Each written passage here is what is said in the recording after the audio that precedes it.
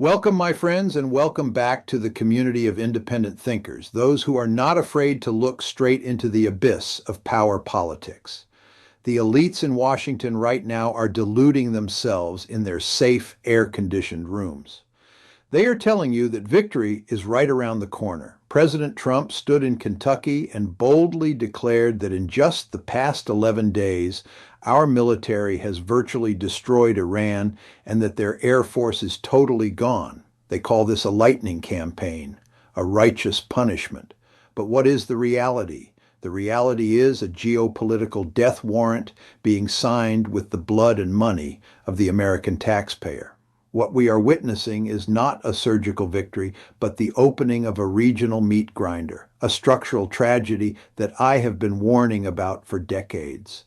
Brush aside the lies of the mainstream media. Do not listen to the lofty rhetoric about freedom or deterrence. Look at the naked material numbers, because in an anarchic world, power is calculated in digits and the truth is always remarkably ruthless. Let us begin by dissecting what we might call the cost of hubris. The Pentagon just had to admit to lawmakers in a closed-door briefing on Capitol Hill that the war against Iran has cost the United States more than $11. $3 billion in just the first 6 days alone. $11.3 billion. And remember, that staggering figure does not even include the massive expenses associated with the buildup of military hardware and personnel ahead of the first strikes. But let me show you the true depth of this black hole. Defense officials admitted that the military burned through $6 billion of munitions in the first 2 days of the war. Do you understand the mechanism of industrial attrition warfare? Wars are not decided by eloquent speeches. They are decided by the production capacity of artillery factories. We have been raining down AGM-154 glide bombs, which can cost anywhere from $578,000 to $836,000 apiece. The Navy bought 3,000 of them nearly 2 decades ago. Think about that. We spent 20 years accumulating a high-tech arsenal, and the current leadership is burning it all in the desert in a matter of hours. Now, the military is frantically stating it will switch to using far less expensive bombs, like the Joint Direct Attack munition, with the smallest warhead costing about $1,000 and a guidance kit running about $38,000.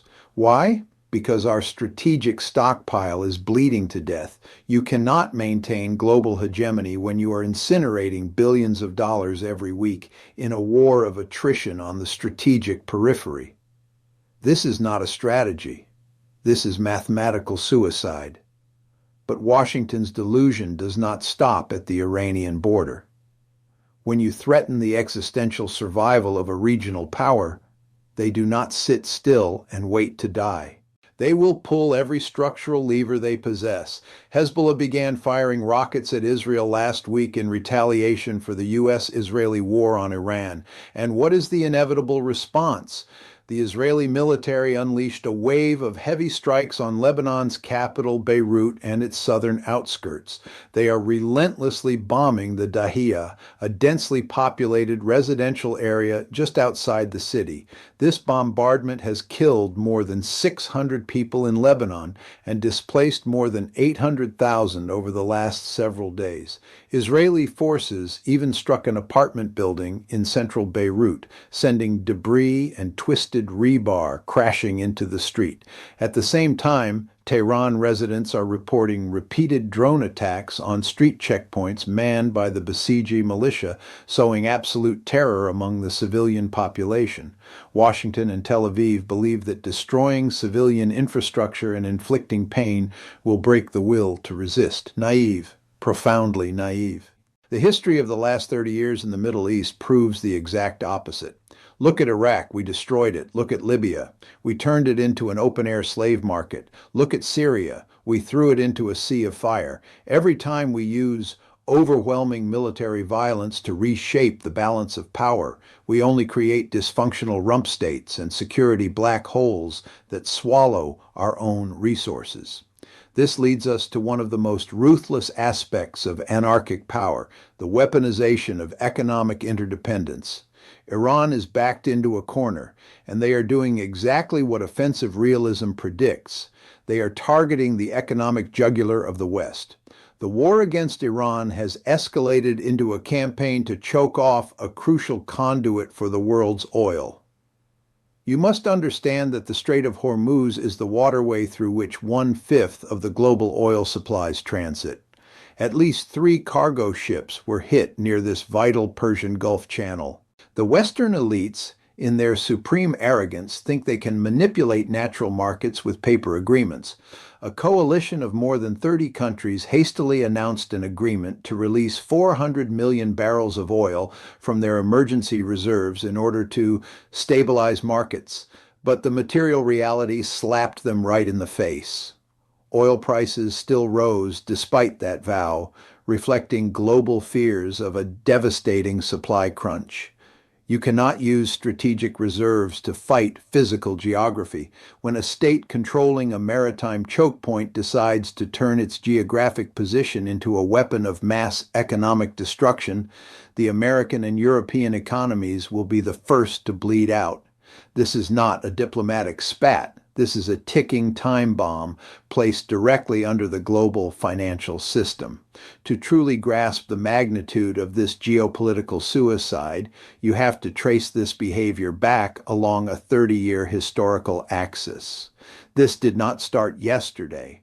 This is the bitter fruit of the unipolar moment in the 1990s, when Washington convinced itself it was the indispensable nation, exempt from the laws of power politics. We saw this same lethal arrogance at the 2008 Bucharest summit when we pushed to expand our military alliance into the backyards of major powers, completely ignoring their existential security fears.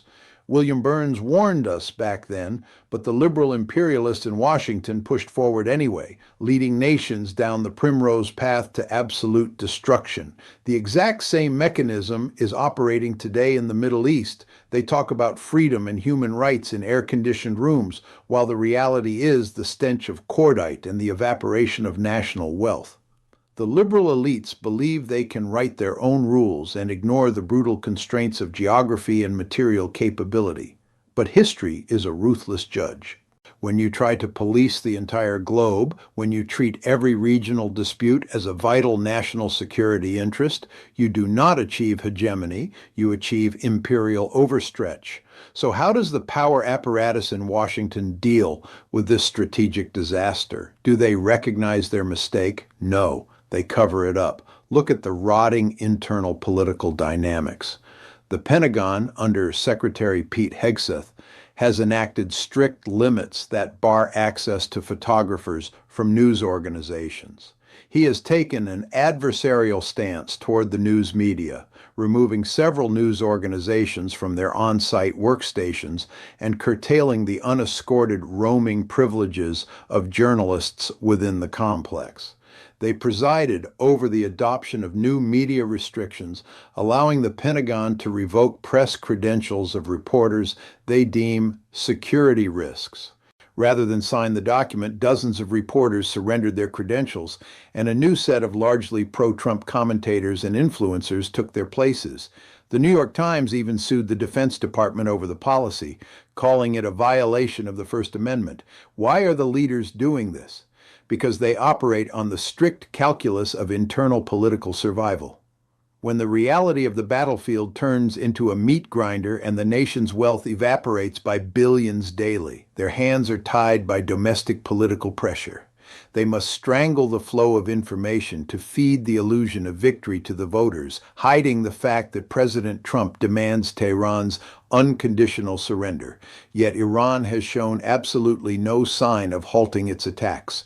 They are lying to the American public to pave the way for even greater tragedies. And here is the final, inescapable verdict. Every local conflict is a global lesson, and our peer competitors are taking very careful notes. While the United States is bogged down, burning tens of billions of dollars, draining its strategic munitions stockpiles, and destroying its global credibility in the sands of the Middle East, over in East Asia, China is quietly watching. Beijing understands that every expensive bomb dropped on Beirut, Every barrel of oil burned in the Strait of Hormuz is a direct hollow-out of American deterrence in the Pacific. We are voluntarily amputating the very resources that should be used to contain the only peer competitor capable of threatening American hegemony. The liberal hawks who instigated this war will not pay the price in blood. That price will be paid by the civilians buried under apartment buildings in Beirut and the American taxpayers breaking their backs under the weight of massive public debt. We are witnessing an irreversible path dependence leading straight to the evaporation of American power. The future is remarkably bleak, and the illusion of a cheap victory will soon shatter under the crushing weight of history's gears. Stay safe, stay awake, and never stop questioning. The truth is still out there. I will see you next time.